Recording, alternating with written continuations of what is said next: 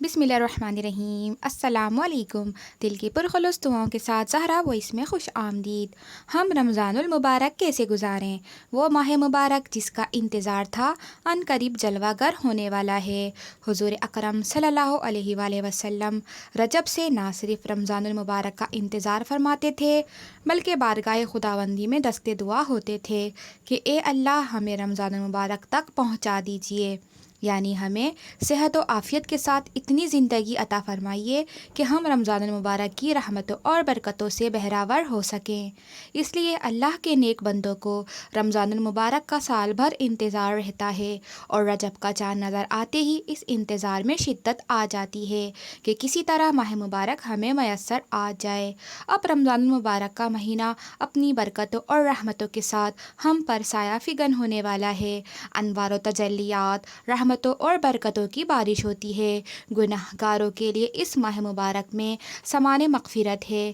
اپنی بدعمالیوں کی وجہ سے نار جہنم کے مستحق ہونے والوں کے لیے آزادی کا پروانہ ہے۔ اس ماہ میں ایمان و عمل کی بہار آتی ہے، گناہوں کی سیاہی سے زنگ آلودہ دلوں کی صفائی اور سیکل کا سامان کیا جاتا ہے، جہنم کے دروازے بند کر دیے جاتے ہیں، جنت کے دروازے کھول دیے جاتے ہیں۔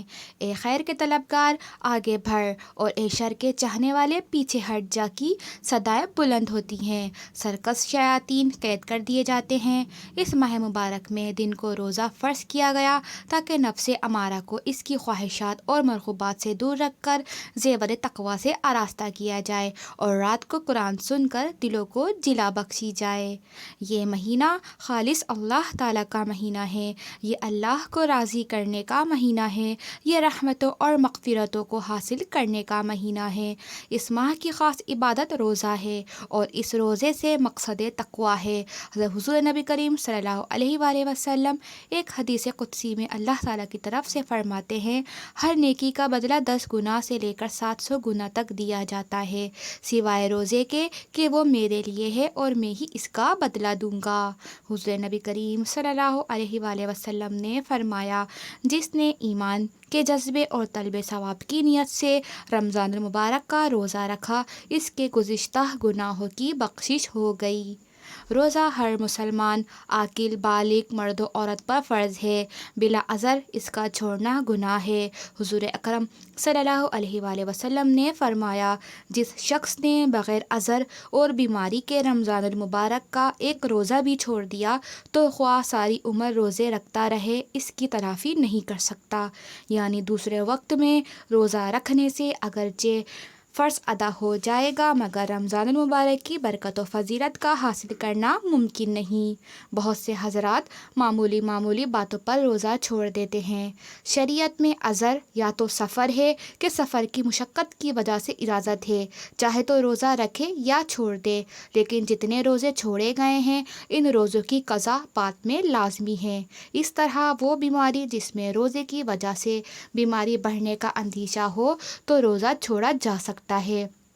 اگر ایک شخص اتنا بوڑھا ہو کہ وہ روزہ رکھ کر اسے پورا کرنے کی طاقت نہیں رکھتا ہو، اسے بھی روزہ چھوڑنے کی اجازت ہے، لیکن وہ اپنے روزوں کا فدیہ دے گا۔ ہر روزے کا فدیہ صدقۃ الفطر کے برابر ہے۔ اسی طرح اگر عورت حالت حمل میں ہو یا وہ بچے کو دودھ پلاتی ہو اور روزہ رکھنے کی وجہ سے اتنا ضعف ہو جائے کہ اس کی یا بچے کی جان کو خطرہ لاحق ہو تو اس عورت کو بھی روزہ ترک کرنے کی اجازت ہے، لیکن بعد میں اس کے ذمے بھی قضا لازم ہے۔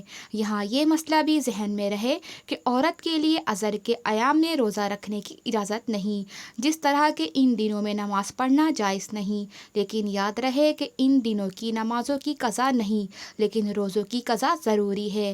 بہت سی عورتوں کے ذہن میں یہ ہے کہ نماز کی طرح روزوں کی بھی قضا نہیں، یہ غلط ہے۔ اہتمام سے بعد میں ان روزوں کو قضا کی نیت سے رکھنا چاہیے۔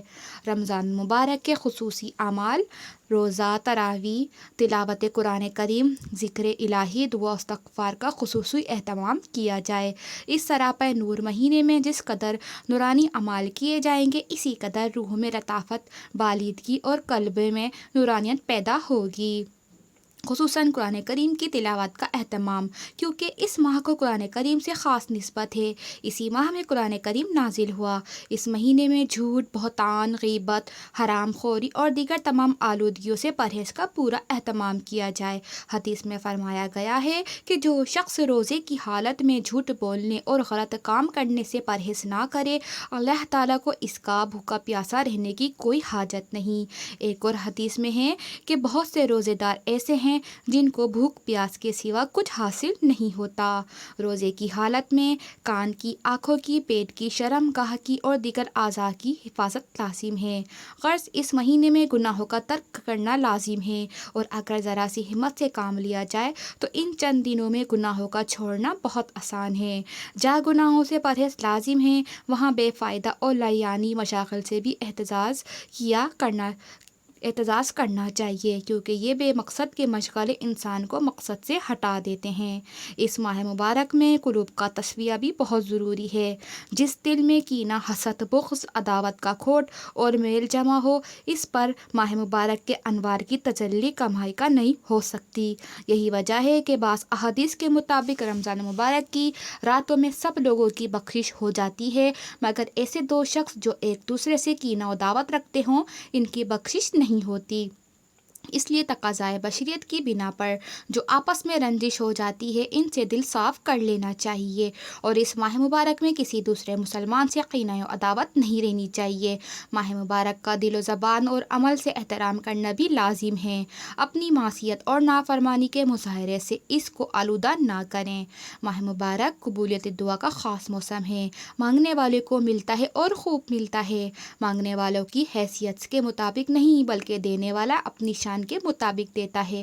مگر کوئی چاہیے مانگنے والا اس ماہ مبارک میں کائنات کے داتا کے دروازے پر جتنا مانگا جا سکے مانگیے، خوب رو رو کے مانگیے، مچل مچل کر مانگیے، اپنے لیے بھی، اپنی اہل و عیال اور دوست و احباب کے لیے بھی، امت مرحومہ کے بلند پایہ اکابر کے لیے بھی، اور امت کے گناہ گاروں کے لیے بھی۔ اللہ تعالیٰ قرآن کریم میں ارشاد فرماتا ہے، اے ایمان والو، اللہ کے حضور سچی توبہ کرو، کچھ بعید نہیں کہ تمہارے پروردگار تمہاری برائیاں تم سے جھاڑ دے اور تمہیں ایسے باغات میں داخل کر دے جن کے نیچے نہریں بہتی ہیں۔ اس آیت میں اللہ تعالیٰ نے ایمان والوں سے کہا کہ وہ سچی توبہ کریں۔ سچی توبہ کے لیے ضروری ہے کہ پہلے گناہ سے باہر آئیں، اس گناہ پر شرمندہ بھی ہوں اور آئندہ نہ کرنے کا پختہ ارادہ بھی ہو۔ لیکن اگر توبہ کے بعد پھر گناہ دوبارہ ہو جائے، تب بھی ہمیں چاہیے کہ ہم دوبارہ سچی توبہ کریں، اپنے گناہوں پر معافی مانگنے کے ساتھ ساتھ پوری امت مسلمہ کے مردوں اور عورتوں، جوانوں اور بوڑھوں سب کے لیے مغفرت طلب کریں اور اللہ کے حضور رو رو کر معافی مانگیں۔ اس کے ساتھ تلاوت قرآن کریم، نماز، استغفار، صدقہ و خیرات اور ہر نیکی کے بعد اللہ رب العزت کے حضور آنسو بہا بہا کر مغفرت طلب کریں۔ اپنے گناہوں پر معافی مانگنا اللہ تعالیٰ کو بہت پسند ہے۔ سبحان اللہ۔